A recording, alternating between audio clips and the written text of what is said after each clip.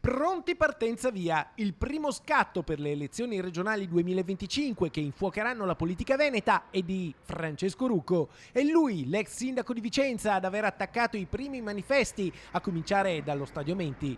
La partita elettorale è iniziata.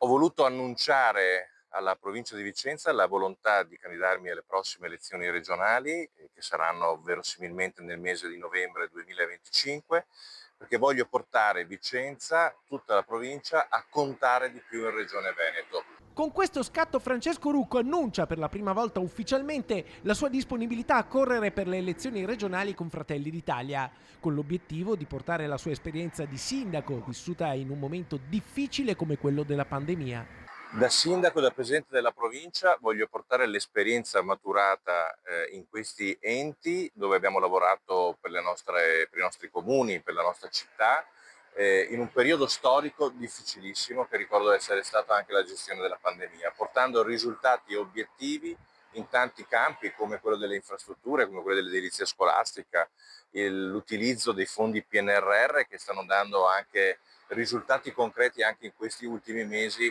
all'amministrazione entrante rispetto a temi come gli asili, come le piste ciclabili e tanto altro. Quindi vogliamo portare questa esperienza da amministratori all'interno appunto della Regione Veneto. C'è bisogno anche di capacità amministrativa.